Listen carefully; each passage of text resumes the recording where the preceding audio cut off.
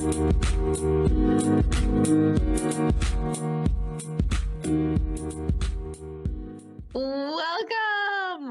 to another Harris-Elmore and Genoa Libraries podcast with me and Sierra.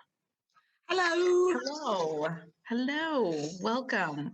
Happy Welcome to October. Yes. All the pumpkin spice and apple flavored everything that you can find in any store. That makes me so happy. Whoops. I had loads and loads and loads of apple homemade donuts recently, and they were just so good. So Yummy. That sounds delicious. Oh, yeah. I love those. Oh, my God. They were amazing. The place I got them from, they usually make pumpkin, but they didn't do pumpkin the last couple of years, and that makes me sad. Because, like, homemade pumpkin donuts are to die for. That sounds delicious. I know I've just found a pumpkin cream cheese bread roll recipe. Oh my, it's so easy. It's just the pumpkin puree, flour, couple of eggs. You layer cream cheese and that stuff, bake it, done. You eat it. What? Delish. Oh my gosh, that sounds amazing. I'll have to send it to you. Yes, I found it on TikTok out of all places. It's like, okay. They made it look pretty easy, so I'm down for that. I know. Have you ever wanted to try to make that cloud bread? I honestly don't even know if I'd want to eat it because I'm weird about like the texture of certain things, and it looks, I don't know, like angel food. I don't like angel food, so I'm like, if it's softer than that, I probably won't like it because I already don't like weird soft bread like angel food. Yeah, I don't understand how they do that, to be honest, because I've seen like jiggly pancakes and they're all like airy and fluffy, and I'm like, how? I don't know. How? I know, and it's like I probably wouldn't even eat it, but I want to like experiment just to be like, oh yeah, I've tried to make that, but like I don't want to eat it. Make everyone else eat it at home. Yes, I'll be like, hey, I made this for you. It's a gift. Can't turn down a gift, even if it tastes bad. That's right. Oh, that's not entirely true though. I was visiting at my mom the other day, and I took over like a bag of cookies because we had spent like time making cutout cookies because I found dinosaur-shaped cookie cutters. And then I love royal icing because it's so pretty. So we used royal icing, and we had like these dinosaur sugar cookies, but it was a gluten-free sugar cookie mix. And I'm like, how was that? It's weird, but like I've eaten enough gluten-free food now that I'm just like, it just tastes a little funny. It's obviously not as good as the other stuff, but it's okay. So I was still eating it, but I gave it to my mom. She took one bite, and then she like spit it out and gently laid the rest of the cookie down. She's like, that's not a sugar cookie, but I don't know what it is. Oh no. Like, okay. And you're like, She's like, how are you eating that? And I'm like, I don't know. I just thought it tasted a little funny, but not as good as the regular sugar cookies. But hey, I can eat it. It's still edible. It's mostly still edible. Nope, she did not eat it. I know I made avocado brownies, and I used almond flour, and they required coconut flour. I do not have that at home. It was a miracle I had almond flour at home because it was supposed to be like a healthier version. Right. And it was so grainy and gross. Texture makes or breaks a cookie for sure. See, I've always wanted to try that avocado chocolate pudding. Ooh, where you just like never mash heard of up. that. Yeah, so you just like mash up avocados and add like cocoa powder and something else. And people are like, you can't even tell the difference. It tastes exactly like chocolate pudding. And I'm like, I'm not a big fan of avocado. So I don't know how they're lying, probably. I don't know how it could taste exactly like chocolate pudding. But that's another one where like I want to try it, but if I don't like it, is somebody else can eat it? Or am I just like wasting ingredients? I mean, my brownies went to waste because I didn't like them. Yeah. So I mean, I've definitely done it before. I've tried things.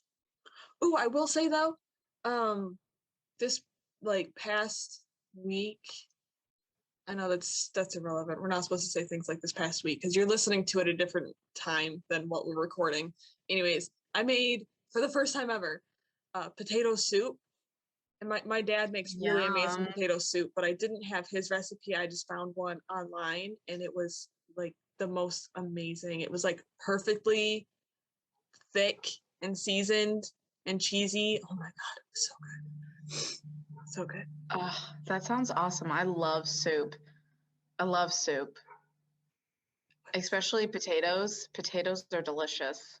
It's such a Mm. comfort food. Like you just like feel it. It's warm and cheesy and gooey, and it's Have you amazing. made butternut squash soup? My friend, she makes No. a bangarang butternut squash soup, and I'm like, this is so good. She's Tis like, the it was super season. easy to make, but I've never Yeah. made like other than chicken noodle soup. I've done homemade, but that's about it. Mm-hmm. No, I It's like, tried oh, making, oh, I don't remember what it was. Uh, Sweet potato soup, I think. But ooh, I didn't have a food processor. So it was still really chunky and it ended up just like not being super great. But like hmm. this was my comeback. This recipe I found online. Well, and that's the thing. Like I tell people, they're like, I don't know how to cook, or I'm scared to cook. And I'm like, honestly, that it's part of the process. Because I know Mm-hmm. I used to not be a very good cook myself. I mean, yeah, you just gotta And try stuff. yeah, and you learn what you're good with. You figure out what works best for you. You learn Mm-hmm. like new techniques. I know my sister and I growing up watched Chopped a lot. So much Yes. so that she's like, I want to do a chop challenge. So we did it like for her birthday and she like whipped up something. It was actually pretty solid Yes. until we went to get a shepherd's pie. She wanted to, Oh. she was like, oh, it's okay. We'll sub out because we didn't have any hamburger. She's like, we'll Oh. sub out that for hot dogs. And we were like, Oh no. oh, no, I don't No. recommend. I really don't recommend. Now No. we look back and we're like, haha, remember that time? She's like, yes, I haven't forgotten. You won't let her forget that that's Yes. not an okay Yes. substitution. Yeah, But it just wasn't, that's not the right, thing for the dish. no. But of course, Yeah. like when she does it, we're like, this is good because you don't want to like crush their hopes and dreams. Yes.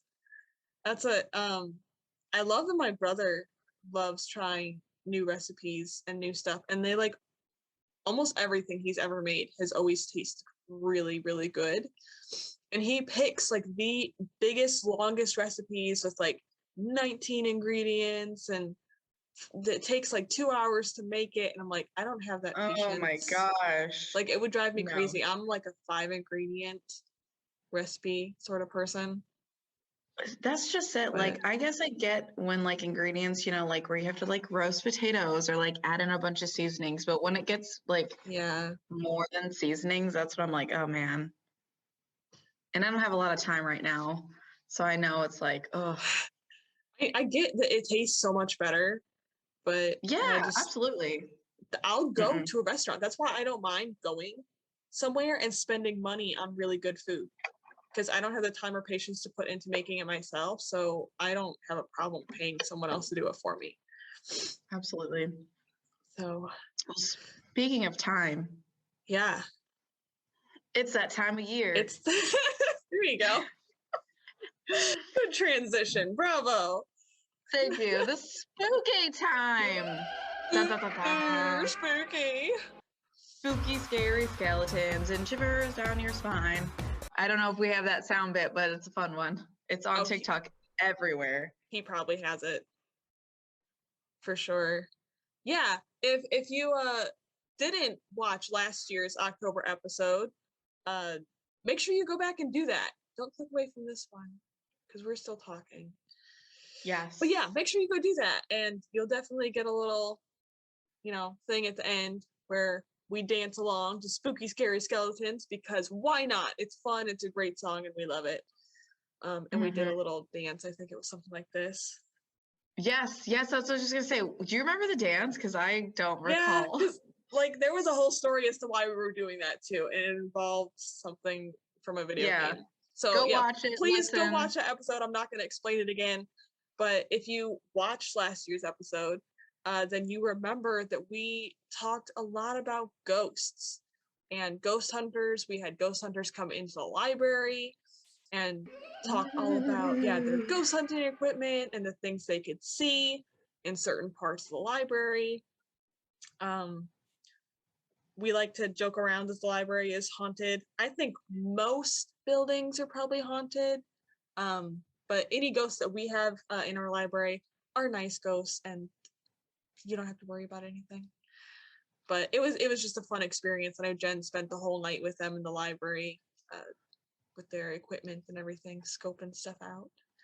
So in a similar mood to last year's episodes, we wanted to talk more about spooky stories and possibly some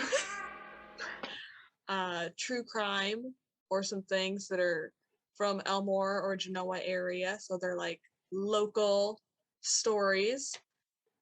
So grab a bag of popcorn, some hot chocolates, cuddle under a warm blanket if you're going to get scared, and enjoy the stories we have for you today.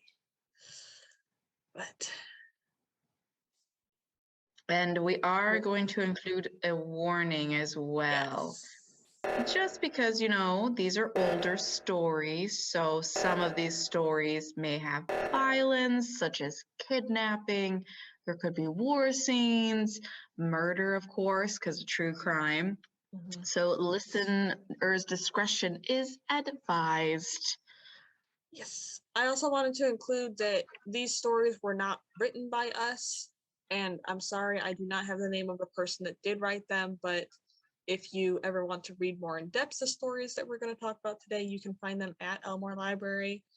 And it's got the name of the person who wrote them. I just wanted to give credit to them. I'll find the name and include it in the show notes. That way you know who wrote it, and we're not taking any credit for it. We're just reading what they already wrote.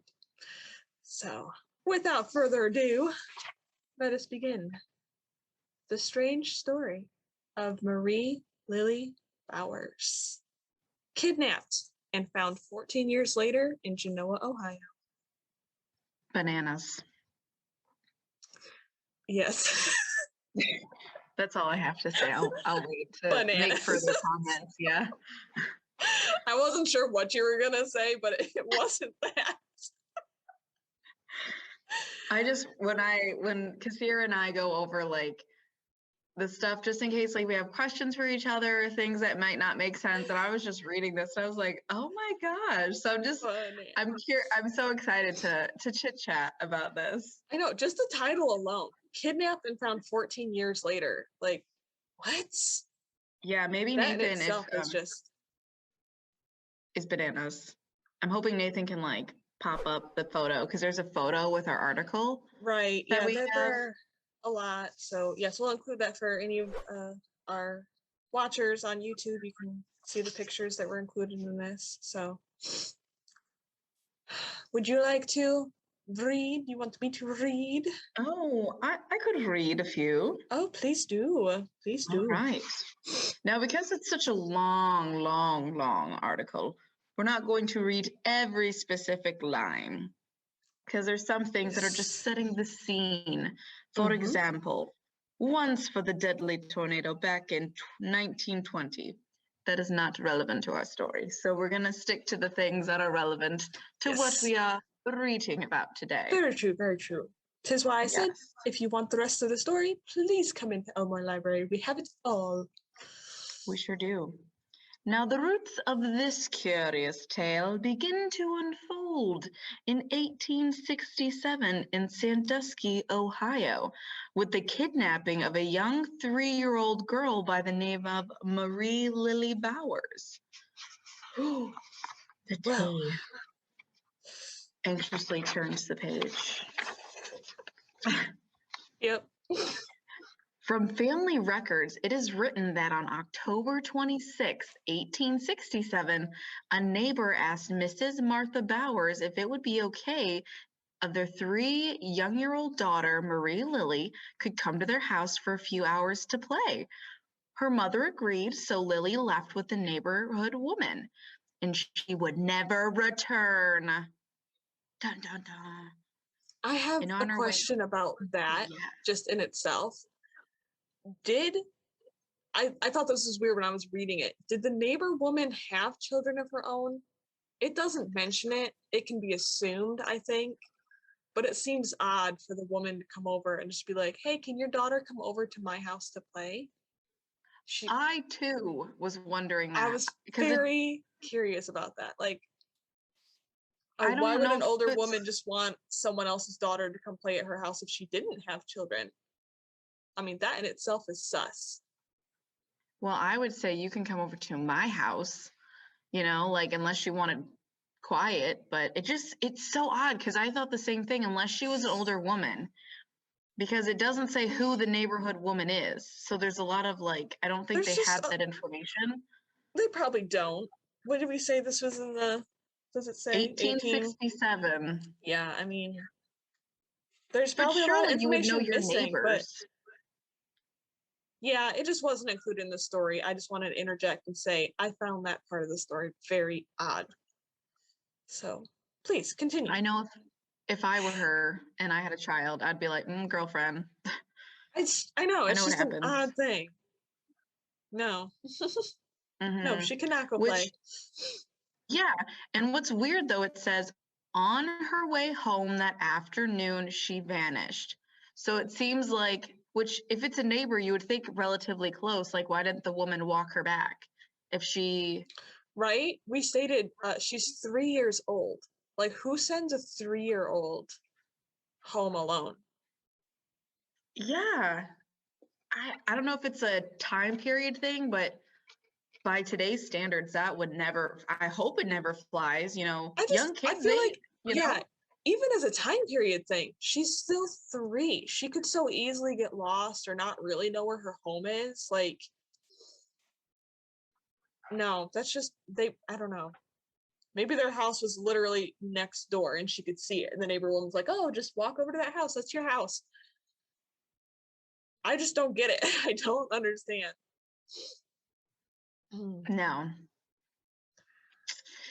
Well, after Yeah. they noticed she vanished, an immediate search was conducted by her frantic family members to no avail, and by the next day, much of the city became involved in the search, which is crazy. Right. Yeah, and a single clue turned up according to the article as well. And days went by, and still there was no sign of Marie Lilly Bowers. Most of the major newspapers of the time carried the story of the missing child and the desperate search by her parents, James and Martha Bowers, to find that their precious Lily. Many of the stories mentioned speculation that she had perhaps been abducted by a group of gypsies who were camped nearby. And days passed into weeks and then months, and Lily was gone. I wonder, was Well, I there, don't know why. did they investigate the gypsies that they knew were camps nearby? Or like, were they camped nearby and then they, packed up and left and no one knew where they went? I think they packed up and left because gypsies often travel, and so they're only in places to like make a little money and then go to their next place. But which is crazy to me because I'm so curious, like where their house was and the location. Like if it was a heavily lived neighborhood where you would just think like, I don't know, just knowing like how social standings worked back then. And if you were It's, home all the time, like, mhm. I don't know. I mean, things happen though. There's just a lot of what ifs hanging Oh around. yeah. Yeah, for sure. I didn't highlight this part, but there is a picture of a newspaper and it says Mr. Bowers for years later would buy advertisements in papers around the country in a vain attempt to find his daughter.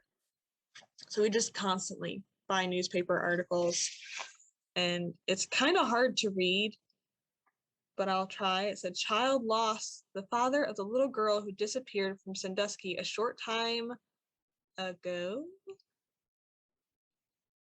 I can't read that word. Has offered a I know reward it. I would say that. of $1,000 for her recovery. The advertisement is as follows.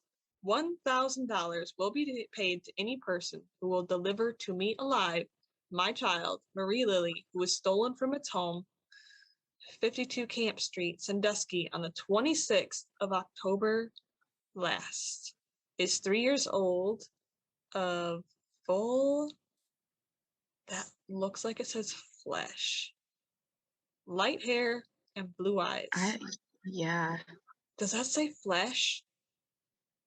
It looks like flesh. I'm not quite sure what that means because I would like to think like all humans are made out of flesh. So Yeah, what does full flesh mean?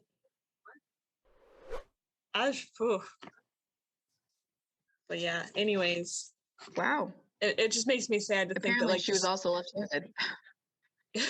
yeah, for years they were just hoping that someone would see the advertisement that they were putting out there and return their daughter.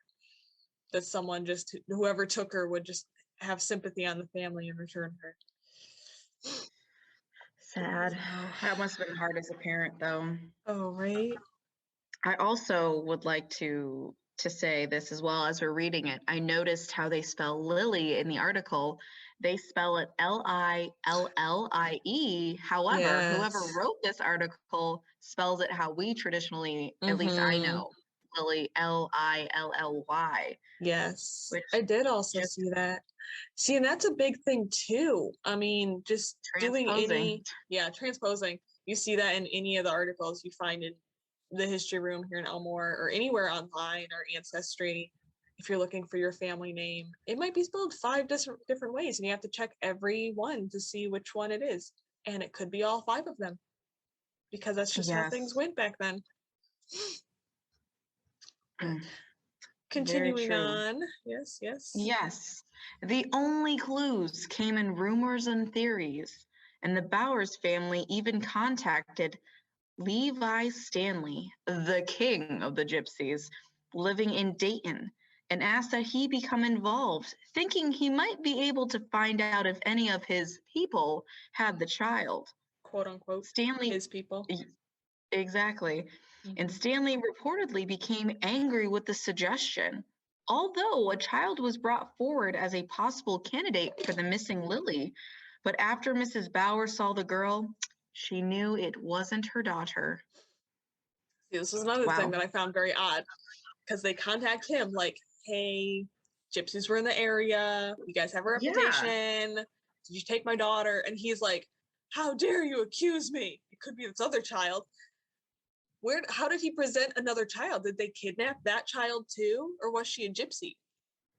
Yeah, it doesn't make sense, or like it almost seems like they knew something, because like why would you, unless they just found a child and was like, oh, is this your kid? But I don't know. Yeah.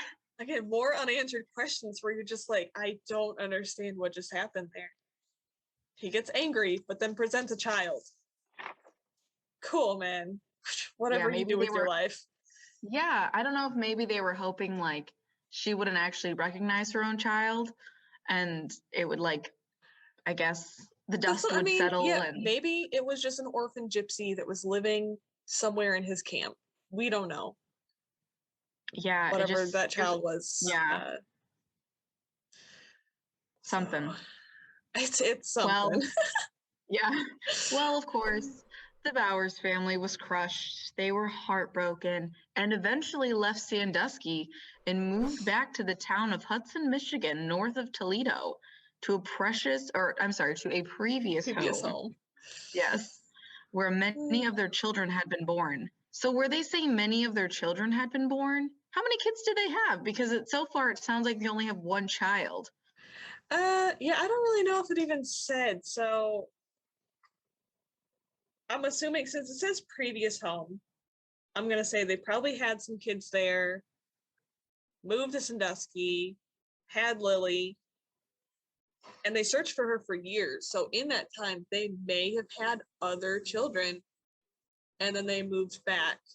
Oh, I hope you can't hear that outside. That's a good point. It's like a street cleaner, and it's so loud. Oh, I can barely hear it. Oh, good. I'm hoping everyone else is all right. Yeah, please ignore the weird machine noises in the back. It's a street cleaner. So, yeah, it doesn't say how many other kids they had, but I mean, families tended to have like 10, 12 kids. Absolutely. It was very common back then. The only thing like I think about, like if I were a young child and I have that impression of like the house I grew up in, where how to get there. Like if for some reason I escaped and had a realization like I was kidnapped, you would, I would like to think, go to the place that you knew where you lived and then boop, they're gone. Oh yeah, that'd be hard. Yeah. But again though, like we don't even know, yeah, if she knew or remembered. Again, she was 3, and that would have been very traumatizing, which could have like skewed her perception of like what was really happening, who these people were that were taking her, who her family was. There's just there's just a lot to think about. But we got a lot of story to go, so we do. Yeah. And what the Bowers family didn't know was that about 50 miles east of Sandusky, near the small Ottawa County village of Genoa, on the farm of James and Jeanette Calkins, if I pronounced that correctly, yeah, I'm not sure. An old gypsy man by the name of Jack Patterson began working for them about the time Lily had vanished in 1867.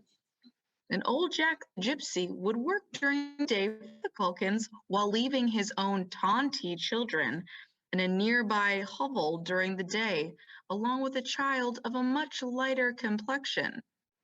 It was Marie Lilly Bowers. And as the story is passed down in the Calkins family records, this is the blurb that they provide. One day, Mrs. Calkins, hearing screams, rushed into the hut and rescued Lily from the stove, where she had been placed by the other children because she had refused to do their bidding. Soon after this, old Jack brought the child to Mrs. Calkins' home. She was clothed in nothing but an old coffee sack, and the Calkins adopted the child, and she was given the name Ida Bell. What? Where did you acquire this child? I see, that was a thing too. Like, I guess that family, the Calkins family, just assumed that he had adopted her. Because he, maybe said like, oh, it's my child, or I adopted this child. She was living with his children. So I guess they had no reason to assume that she was kidnapped. And I guess they lived, 50 miles? 50 miles away, and they didn't hear the stories. Well, yeah, and I can only imagine. That feels like a stretch. I feel like it would have gotten everywhere as the years went on. I don't understand how 50 years, or like 50 miles away, they didn't hear the stories of her being kidnapped and the parents searching and him putting stuff in the newspapers for years and years and years. I just don't understand how it didn't get to them. Yeah, things don't add up to me. Like, I know, not to say it's not irrelevant now, but like, since it happened such a long time ago, like, how today people would be going bananas and like solving true crimes and connecting all the red tape and stuff. I guess if we think about it, like, if you think about Sandusky and Genoa in today's terms, it's like not that far away, really. It's only about an hour. Yeah, it's really nothing. But in the 1800s, they didn't have cars. People probably walked a lot of places, or they took horses and carts. So I'm sure it was at least a half a day's ride. Oh yeah. So I don't know. I still think news would travel. I think they would have been searching all over the place. Surely newspapers would have gotten from Genoa, or from Sandusky to Genoa. I don't know. Yeah, I agree with you. It just seems suspicious to me. It's very sus. I don't know. Maybe they were just so far outside of town or somewhere. They just didn't, like, maybe they weren't connected to the town, or I don't know, news stories or anything like that.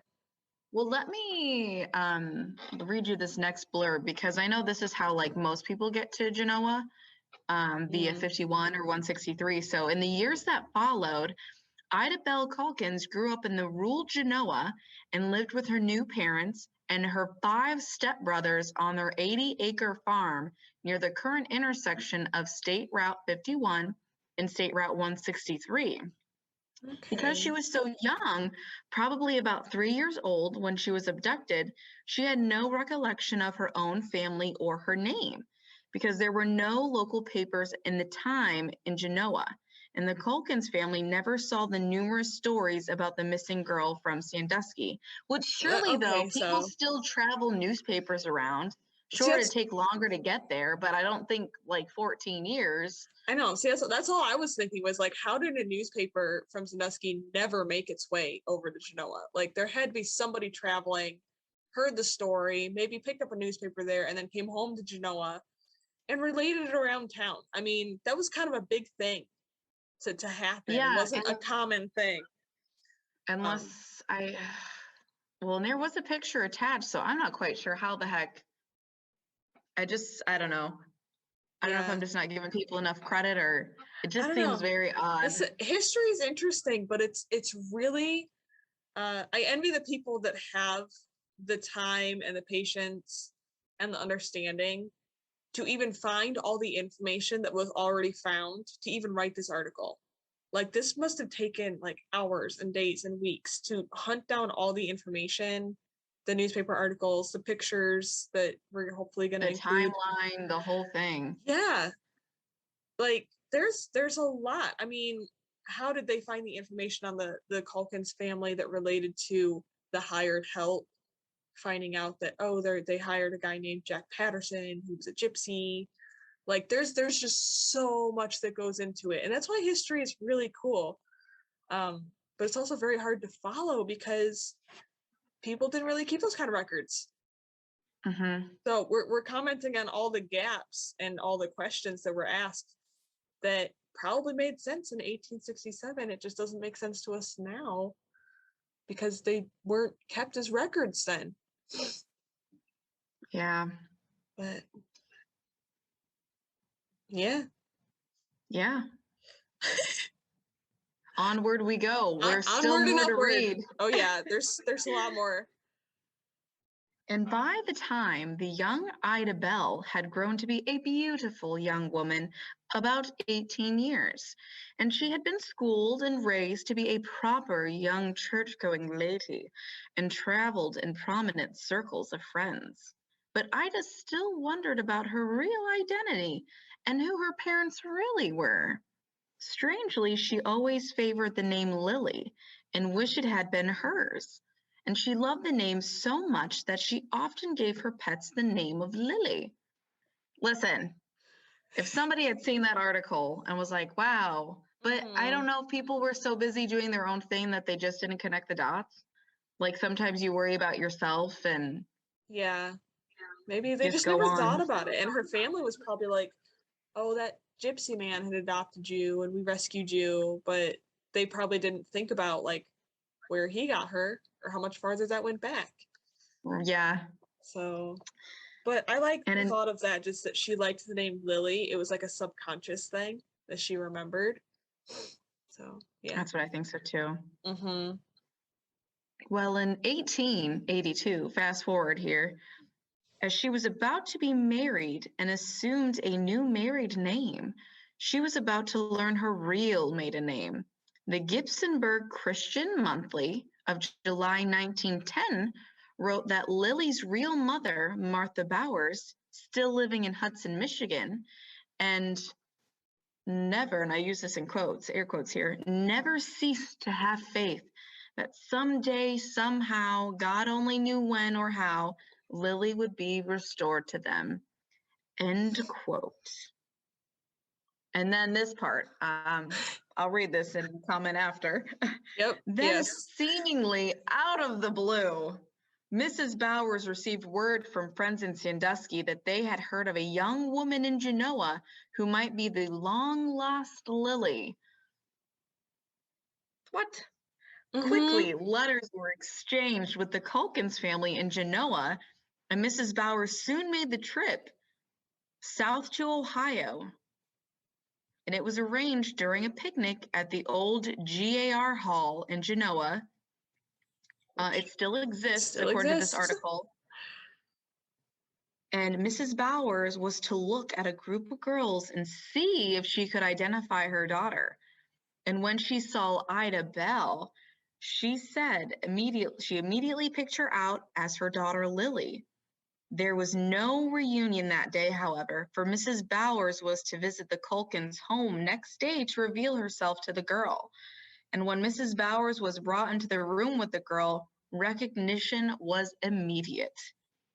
Listen, if you saw your daughter, why wouldn't you just say it like right then and there? Yeah, I didn't understand that either. Like, it's been 14 years, and she's like, oh, there she is across the room. I see her. And the other lady's like, just wait and come see her tomorrow, you know? Yeah, like, what? Mm-hmm. See, I like to think, too, that, like, so Mrs. Bowers received words from friends in Sandusky. So I'm going to guess that maybe it was put out in the newspapers that she was getting married, and it probably had a picture of her, as most of those articles usually did. And they must have recognized her and been like, hey, this looks like Lily. Because it just says they heard of a young woman in Genoa. But I like to think that that's probably how they heard of her. It kind of just adds, it kind of adds up a little bit.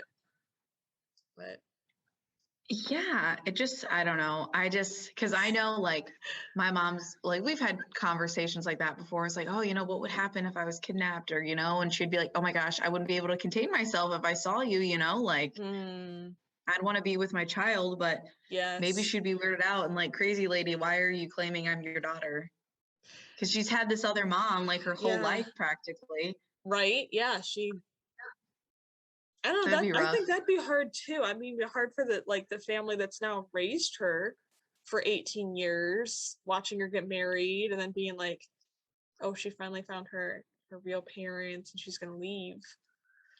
Yeah, it's just, which after they like recognized each other, according to this article, my mother is what repeated Ida is their wording, which those were her first words Mrs. Bowers had heard her daughter utter when she was a toddler, which I think it's funny. Like, in this article, they reference her Mary Lilly, Lily, and now all of a sudden now she's like found her true identity, and then they call her Ida in the article. Yeah. Which, yes, that's the name she goes by, but I don't, for the sake of the article. Yeah, I don't know. Maybe she kept it just because, like, that's what she's been forever.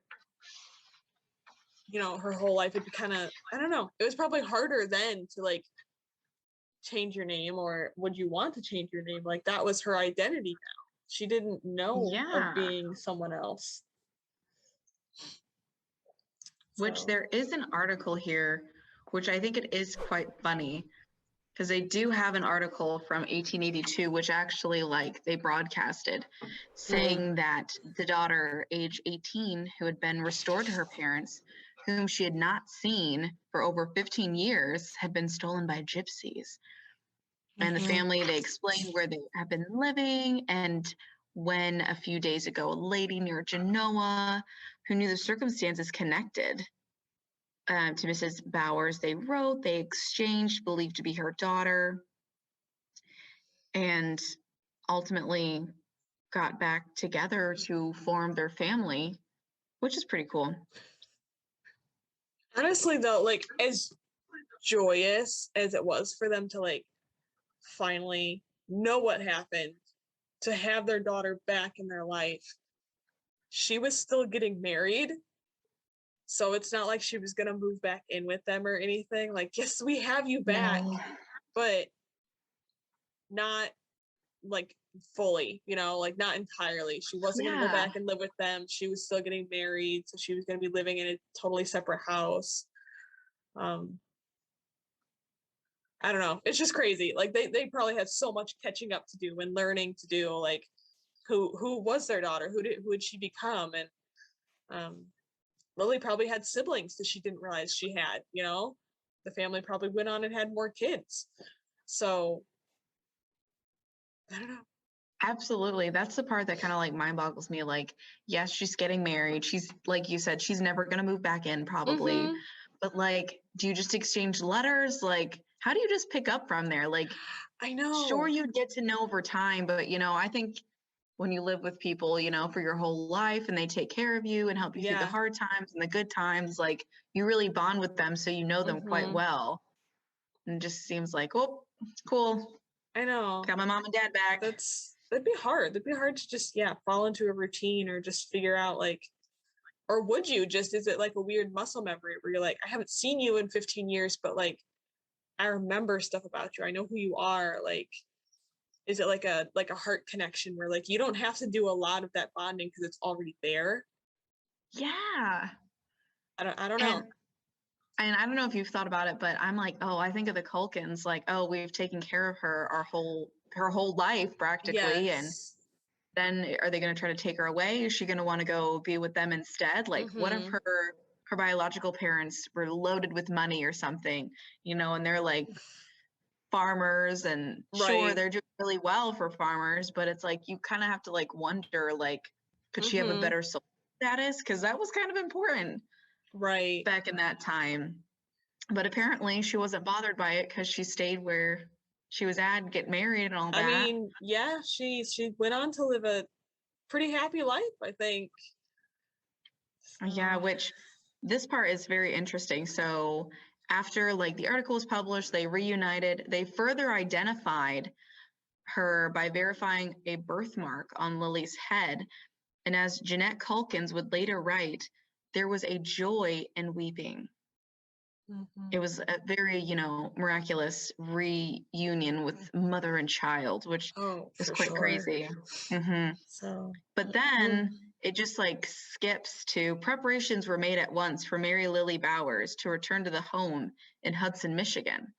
So she's still like, see, I mean, that's like the thing, like she moved back with them, but it doesn't really talk about like, well, I guess it does a little bit. Like she came back and got married, so she didn't really stay with them. No, I think it was almost like a catch-up period. Yeah. Because it says only within a few weeks after the reunion, then she headed back to her adopted hometown of Genoa and married a local man by the name of Daniel Cummings, which I think is very interesting. This is a side note, but I thought it was actually quite interesting.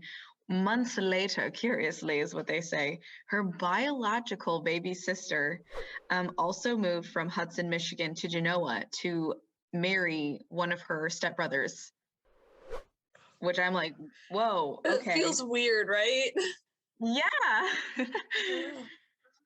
So I think it's also kind of cool though, even though they weren't like biologically related, that both sisters got to like live in the same area. Yep.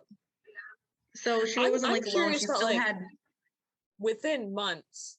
So did her baby sister meet the Calkins boy when they found Lily? And then they like just fell in love and got married, or like was that the first time she met him? Or had they met before, Like maybe they had met and he had talked about his family. He would have been like, oh yeah, I have a sister named Ida Bell. But maybe the baby sister didn't think anything of it because she wouldn't have known who Ida Bell was. Yeah. And that was her actual sister. I'm just like, that's another gap where like, I want to know, did she meet him before they discovered that Ida Bell was Lily or after? I mean, I would like to think it's after, because I don't think it was uncommon for people to get married so quickly, though. That's true. The average, like, lifespan wasn't a huge piece. Also true. Nothing like it is now. Oh, yeah. So I think that was interesting. So then they go on to continue to say how Lily and Daniel eventually relocated to Gibsonburg, where they raised 2 children, while her husband Daniel worked in the oil fields of Sandusky County. Yeah, which is, I think, is pretty cool.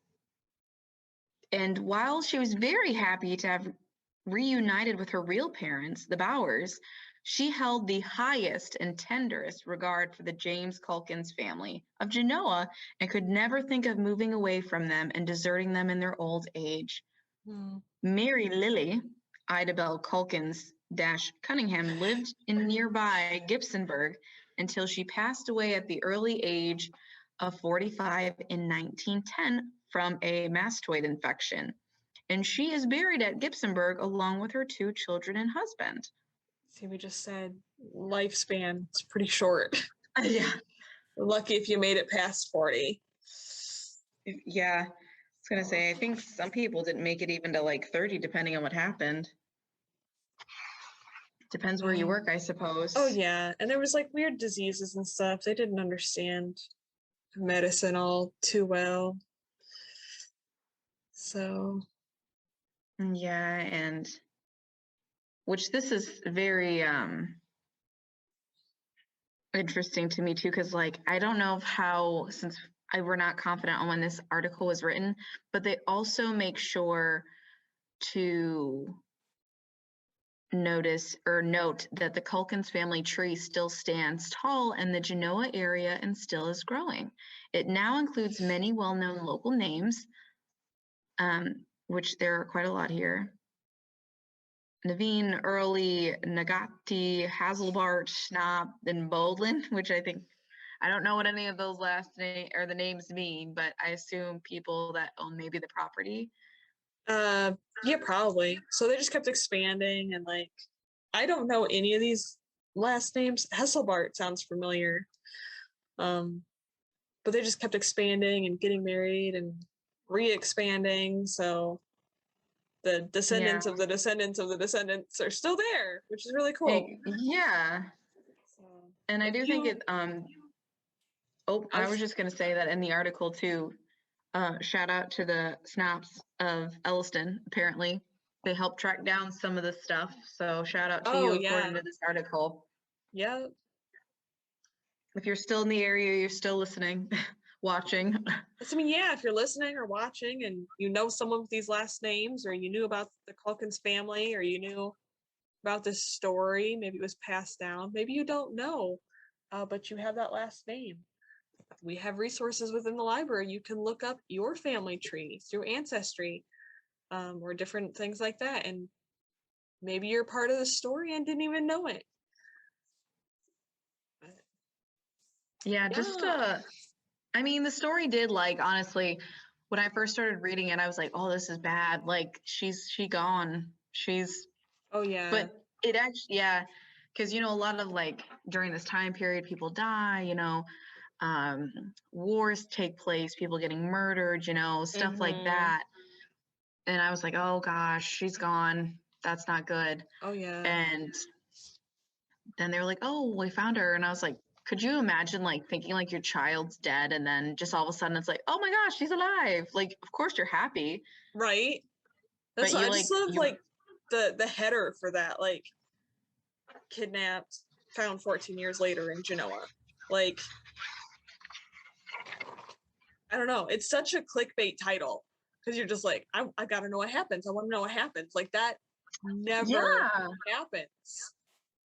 You don't get that happy ending. You don't get to find that. So I don't know. It's very interesting. There's a lot of different questions, a lot of unfilled answers, but it's fun to just think about and try to fill it in yourself a little bit. Absolutely. And that's like kind of one of the things, like when I work on local history, or like I know when I was in college, when I got my BA, there's just so many pieces that you have to like try to fill. And then you're like hoping you don't like come to your own conclusion, because it might not be true, because depending if they had paper and pencils and if they wrote stuff down, and you don't have those primary sources, so you kind of have to make sure not to put your own biased opinions in there, which is crazy. It's difficult, but that's so I will say, most of the people that live in Elmore or around Elmore have probably heard the story of the headless motorcyclist. Or maybe you've, you know, gone out to his bridge and tried to contact his spirit, as most people do on the anniversary of, you know, when the accident happened. So before we had found the stories that we talked about today, I was looking more in depth into his story. And there's so many different articles that were written about it. So I have the one from the Elmore Library that was written up pretty early on. And it's pretty basic, pretty simple. If you know the story, it's probably like the more basic one. But there's been tons of ghost hunters and paranormal investigators that have gone out there, and you can find all these articles on different websites online. And I found it interesting to read a lot of them because they're all different. So, like you said, Yes. you're filling in the gaps. It's different people's opinions of what happened, and they all have different things like, oh, he got home and was upset because he saw his girlfriend with someone else and he drove off and she never even saw him. There was another one that said he wanted to surprise her. He went into the house and caught her with someone else and then stormed off. And there's another one that says he comes home and she tells him, like, oh, I'm in love with someone else. I don't love you anymore.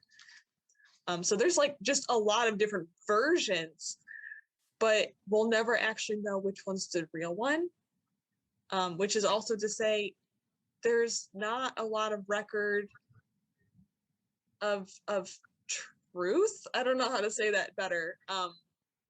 We don't actually know if the motorcyclist was ever real because there's no record of someone dying like that. There's no gravestone. We don't know what the headless motorcyclist's name was because he was in the military. There's no military records that we can find. So that was something I want to talk about today too. I just thought his story was just very interesting. Where I'm like, there's so much to it, and you don't know if any of it's real. Absolutely, that's like the whole thing with speculation. Like legends and people that are started, because I did my case study in college on Harriet Tubman and her legend and like where it began, how it's like evolved into what we know today. And it's so interesting because like I went to her house and I talked to the historian there, and he was like, it's so interesting seeing like how she evolved. And like I read so many books, and there's just so many different interpretations, and I'm like, it's so cool to read, but you're like, wow, like you just have to take it as a grain of salt and do your best by what information you have. Yep. So I do love it when it's like there's like actual accounts or stories. Maybe you're researching somebody and they left behind diaries. I love that because like you get to actually see what they were thinking or what they were doing. It's like a firsthand account. Historians probably love that too. It's so much easier to get real information out of that because it's real. And it's not just speculation or like you're not piecing something together. You actually have like a firsthand written account. That does not always happen. Yeah, absolutely. That's like when I think about it now, I'm like, man, I should be really writing like a diary or like be like, oh, this happened today. This was cool, because like I never really wrote in stuff when I was a kid, but now I'm like, man, what if like something cool happens to me and like I become super iconic, I know. Which I don't think that will happen, but I have two sort of diary things. I have one that I only take traveling. So it's just a travel journal. Oh, I love that. That's a good idea. Yeah. So I write down like at the end of the day, wherever I've been traveling, I just sit down right before bed and just write out everything that happened that day, including like we waited for an hour in traffic or we had Qdoba for lunch, like just whatever. I write down as much as I can just to keep track of that. And then I have this thing, it's literally right here next to me. It's called a 1 line a day, a 5-year memory book. I keep this by my bed. So it's just, I know you listening can't see it, but there's 5 slots and you just write like 1-liners for 5 years for every day. So you just date it. So I've been writing in this one for 3 years. But yeah, it's just simple stuff. Just to like, hey, I went and hung out at my friend's house today. We went to see a movie. We had ice cream for dinner. Like just stuff like that. And then next year, you could write underneath of that, like, hey, it was so-and-so's birthday. We went to the zoo. And then you can look back at that like years later and be like, oh, we had ice cream for dinner 3 years ago, but the year after that, we went to the zoo instead. So it's just fun. That's cool. I think that's a way more manageable amount. Yes. Because I know, I agree. Some people just write, and I'm like, I'm a slow writer. Even in college, like, it would take me so long to write because all the material you had, and that just seems makes it way more fun and enjoyable. Yeah, I do love that. I love that people write journals and stuff, and I think it's really cool. But yeah, I definitely don't have it in me to like write as much as that, especially if like sometimes there's nothing that happens. Sometimes it rains and you sit inside all day, and all I have to write down is it rained. I watched 3 movies, didn't go anywhere. You know, sometimes there's literally nothing that happens in your day, but other times it's really cool.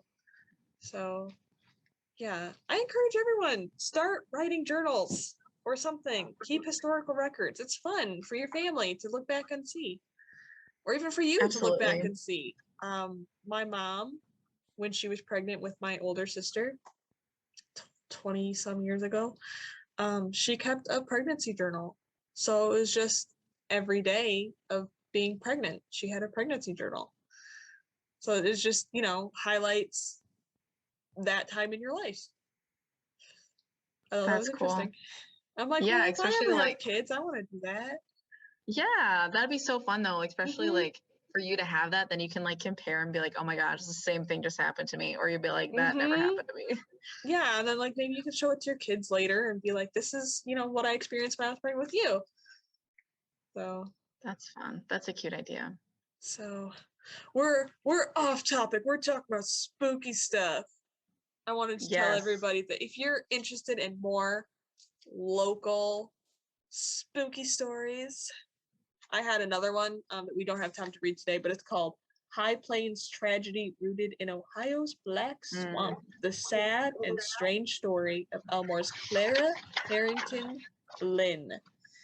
I don't know if I have a time on this. Well, I see 1868 down there. I was just going to say, yeah, after Civil War for sure, because I know the husband served. Right. It's a really interesting story. If anybody's interested in this, we do have it in the history room. I just want to let everybody know, since our theme today was spooky local stories, we have another spooky one, and you're welcome to come and read all about it, because it was very close to Elmore where it happened. Oh, yes. Yeah, it is a really interesting story. It's just there's so much in each article, so we had to pick and choose what we had to pick which one, and there's a little bit more I'll say graphic stuff that happens in the one we didn't read. So yes. Oh, I have a question for you on the topic of spooky things. You ever experienced anything? Seen anything? Well, been spookified? I think it was kind of spooky. So when my parents, they took my sister and I to Gettysburg, because my dad likes local history. I think it's, you know, just history in general. Yeah. And we thought it was so cool to like go to Gettysburg, because we went to the fields at night where they actually had the battles. I was already scared out of my mind. And because this one's more funny. This one's more funny. So my sister, my mom, and I are just hanging out in this field. My dad walks off. Like, it is dark. And we're like, where the heck is dad? And my sister and I were teens, so it wasn't like they were taking like 5-year-olds out or anything. And we hear this, ooh, in the dark. And I'm like, oh my God, the ghost got dad. Okay, I didn't know there was like a cow field like way down the road. And my dad just pops out and he's like, I'm right here. And I was like, what was that? He's like, my God. Like, oh, okay. So then the spooky part is when we were walking back to our hotel after all this. So, you know, my senses are already heightened. You know, I calmed already down. Spooked out. Yeah. So we're walking, and I'm like walking behind everybody, and I'm just walking by myself, you know, just keeping in time and rhythm. And all of a sudden I hear, halt. And I like stopped and I like looked around and I was like, okay, like my parents are still going, so nobody else heard it except for me. And I like looked into like the road and you could see like this kind of open grassy area and it just gave me vibes like that's where it sounded like it was coming from. And I was like, Oh okay, we need to gosh. go. I'm spooked now. And I was like, you guys Wow. didn't hear that? And they're like, no. And I was like, well, somebody just yelled halt. And I'm like, I don't see anybody here. And I mean, they use that type of lingo, so I think it was somebody yelling at Yeah, me. one of the old soldiers from the field. Yeah. I was Oh like, my oh, gosh. spooked. Oh, I I didn't wish have I would have anything. like kind of followed it more to like to see, but I was kind of scared. Oh yeah, no. I mean, maybe if you told your whole family and they wanted to investigate, but never alone. Oh gosh. Yeah, it was something. It was fun though. I recommend like if you like Civil War to go to Gettysburg. They have a wax museum there though. Oh my gosh, Oh no. it's creepy. Oh, Oh I hate yes. wax Oh yes. museums. No. So we went there, Why? The fine. Like it wax was super museum? interesting. They had like of course they have like gift shops and stuff, but you like go through and you see like battle scenes and iconic figures in history. Right. And the creepiest one, which I'm so glad I didn't have to be there alone, was this one soldier who looked like he was ready about to get attacked. And you can see like he was animatronic too, so his chest is going, and No. I'm like, it's just Oh really no. uncomfortable. And I was like, I'm No. so glad we're not here at night because I'd be really like spooked for sure. I hate that.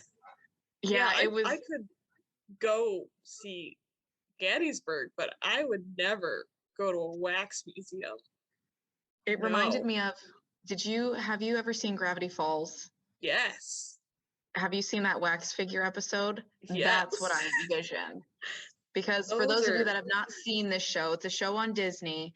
It's an animated show, and so spooky, bizarre things happen. yeah, Um, it's fun, but it's weird. yeah, and But one of the episodes, the wax figures come to life. I mean, so I don't think the ones in Gettysburg do that, but it I was fun. sure I hope laugh not. about it now, but I was spooked when I saw it in Oh person when I gosh. was I think younger. if I went in there thinking, oh, wax figures, like they're already spooky, but obviously they don't move or anything, and then you see one moving, I'd be like, no, I'm out. Hate that. No. Makes you get a little bit quicker out of the museum, that's for sure. Yep. Oh, no, I didn't have anything near as interesting as that. But I was going to talk about a cryptid I saw while driving. So cryptids are Yeah, kind of yeah. like um I don't want to say monsters or creatures, but it's like a being or an entity that you kind of see like out of the corner of your eye or your vision someplace or maybe in the dark where do you ever just get the feeling like I think I'm being watched or something and you Yes. look and there's nothing there. It yeah. So a lot of you probably had that experience. Maybe you didn't know like the term, or you can look up the term. You can look up cryptid and get a better explanation than what I'm telling you. But um, it's like 9 miles from my parents' house to where I live now. So it's not far at all. But the road I take is really it's just straight shot, so it's really long, and half of it is through the woods. Um, So I'm getting, and it's dark. I'll mention that I'm driving and it's dark out. I don't think it's like midnight dark. It's like a little past dusk. So like Ooh, ooh, ooh, the sun's ooh, a pretty good much time. completely set, but it's still weirdly shadowy, you know? So I've got my headlights on and I'm getting to the part where I'm gonna be entering the woods. And right before that, on one side is like some trees kind of spaced out on like I think it's like a farm. And on the other side is a house. And they used to have a barn there and they've knocked the barn down. So there's like weird rubble and wood, and it's just like a weird pile out in their yard. So I'm getting to that section of the road where the house is on my left hand side, and I see something run out into the road, and it's huge, like bear sized. It's big and black, and it's running like where those people's driveway would be from between their house and the barn that they knocked down. And it's running from the left side of the road into the road. And I like panic. Obviously, like it's dark, that thing's huge, it's coming in front of my car. So I like slam on my brakes, and the like where I saw it at was right in the like corner of my left eye, I'll say. So as I'm driving, I see it coming. So I slam on my brakes, and then I like fully turn my head to look at what this thing is running in the road, and it's empty. The road's empty. There's nothing there. Dude, that's spooky. Oh my gosh. See, that type of stuff like scares me just because like you're driving and you don't want to like veer off and like hit something because you think you're going to actually hit something, but then it's like not there. And then you actually hit something that was there. I was messed up. I got out of there so fast. Oh, And like I don't like driving through the woods fast because I know there's deer and different stuff that live in there, but I'm like, I don't know what that was. So like I didn't want to be anywhere near it. I just like took off so fast from that spot. No. But I think about like I drive down that road. Yeah. I hate this time of year now because it gets dark so fast. It's like dark at 5 o'clock. And I work the night shift, so I get off late and like I gotta drive home in the dark. I hate it. I hate it. Oh man, I don't know what's in them woods. You ever see deer at night just running across the road or something? They're spooky looking. Their eyes are all glowy and they got really long, lanky legs. Like, ugh. I know that's kind of what that's what I'm nervous about is deer too, because now that like we're moved and by the time we're fully moved in, it'll be like middle of October. So I know it gets darker way faster. Yeah. And I don't know, like I know how to get there, but you know, driving at night versus in the daytime, they're totally two different things. And so I'm just nervous because there's like a lot of wooded areas and there's fields too. So I know they're traveling and I'm just hoping like we'll see how it goes. Oh, it's gonna be interesting. You're gonna see a lot of nightlife, I'm sure of that. Oh my gosh, yeah. We've seen a bunch of like woolly bears and there's so many grasshoppers and crickets and it's already like a new experience like with this new house. And I'm like, my gosh.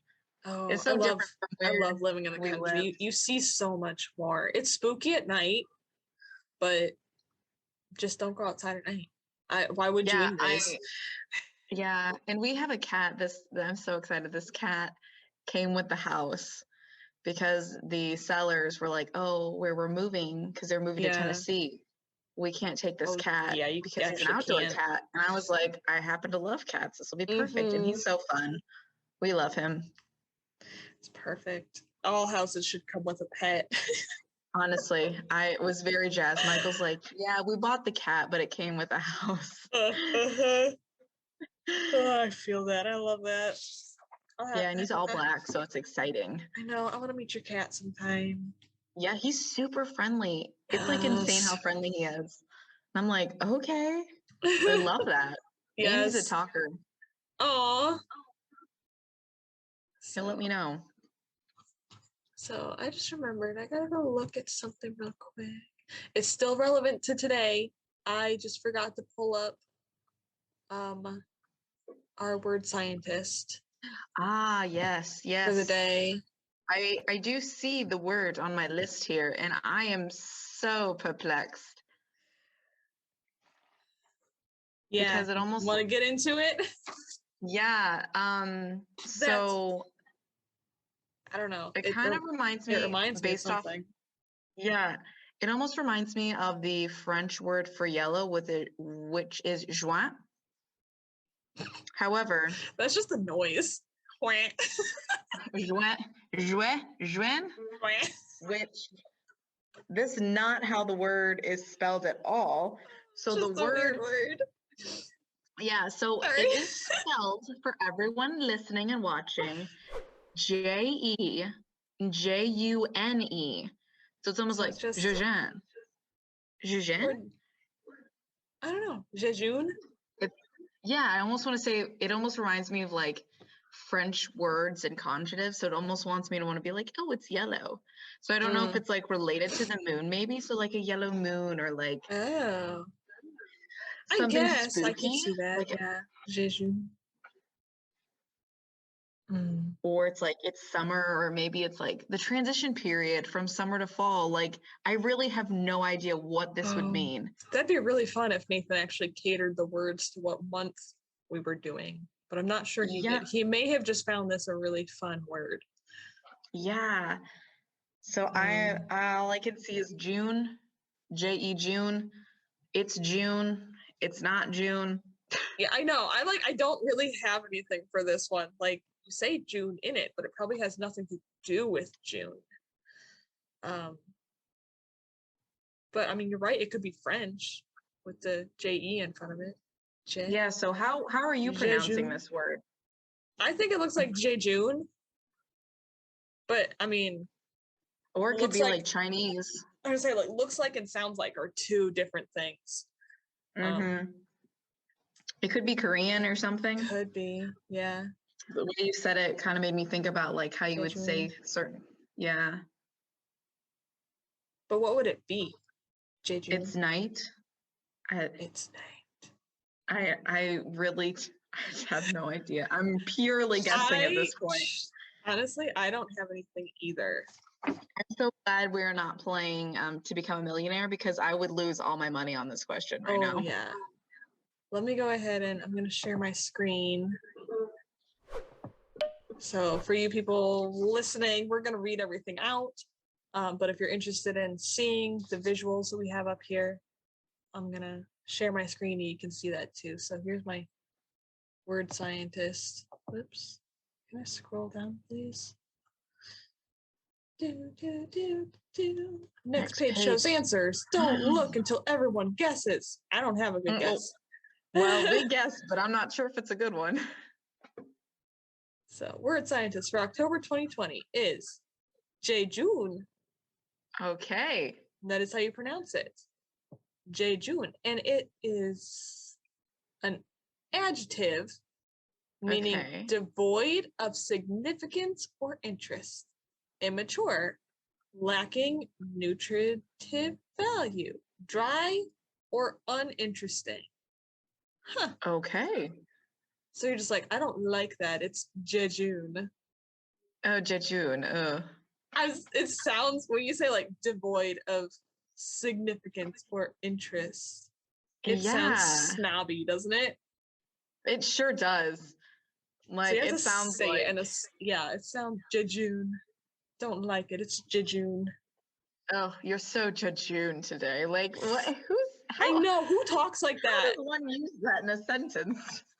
So back in the 1600s, Jejun was used to describe empty of food or hungry. This later evolved into lacking in not only food, but also things of emotional or intellectual substance. Interesting. So it started out with just empty of food or hungry. If you were hungry, you were Jejun. Would you say that to someone in a sentence? Like, oh, I'm so Jejun today. I mean, you could, but you know how many people would be like, what? What did you just call me? In the 1600s, they knew what that was. Yeah. Jejun most likely gained its childish meaning from the similar-looking French word jeune, meaning young. Meaning young. Well, I remembered something from French. Thank you, Monsieur Mom. Yesy. Apparently, Jejun was also an American emo band from 2000. That feels like man, I gotta listen ago. to Jejun. That sounds great. That was 21 years ago. Whoa. Woo, Lord. So. Wow. Synonyms I think it's interesting, though, that they say, like, lack of interest, like immature. I see where they're getting... So when it's lacking, like, nutritional, like, true value, I see that part being the hungry part, but it sounds like you could apply it to other things. Yeah. So, like, if you were acting like 10, you could be like, oh, stop behaving in such a Jejun manner. Like, stop being so immature. Right. But I feel like I have to have an accent when I say it. You're being such a Jejun. I know, right? It's like a weird... I don't know. I feel that too. It rolls off the tongue. So... Wow, I like this word. I like the Latin jejunus means fasting or barren. Ooh. So that's where we get the Latin. That makes sense. This is an interesting word. I also like this. Yeah. I want to start using this. If something's like dry or uninteresting, or you're just like, I just don't like this thing. It's jejun. It is jejun. I am quite tickled by this word. I plan to use it in my everyday lingo. Like I still use Meldrop. I still use that one. Some of these I've incorporated into my daily life. I know, that one's such an easy one. Meldrop. Yeah, I was with my mom this weekend. She's like, oh, I need to blow my nose. I'm like, gotta get those Meldrops out. Yeah. Mm-hmm. She's like, okay. And I'm like, this is what I learned at work. Right? She'd be like, hey, you should listen to our podcast. We do word scientist where you learn new things. Yeah. New things that are not jejun. That's right. Jejun. It sounds like jejun, you know, but it's jejun. It sounds a little uppity, maybe a little French. I love it. I'm a fan. Same. Good pick, Nathan. Yeah. Yeah, he said it was going to be interesting, so. We agree. It's interesting. We're going to start using it. Oh, it is definitely not jejun. And at some point, I'm going to actually write down and possibly record an actual outro for our videos. But right now, we're going to be weird and awkward like we always are and be like, hey, thanks for listening. Thanks for watching. If you want to see more of us, we're on YouTube. You can find us at Harris-Elmore Genoa Libraries. You can find us on Spotify under the same name. Listen to all of our episodes. Please go back and watch last year's October episode where we dance silly little dances. Spooky, scary skeletons. It's such a great song. It is. And thanks for Nathan for editing all of our videos. Thanks for today. I think I remembered everything. And have a good Halloween. And have a good Halloween. Good fall, you know? Be safe out there. Eat lots of candy. And we'll see everybody next month. Or you'll hear us next month in November. So thanks for listening. Thanks for watching. Bye. Bye, everybody.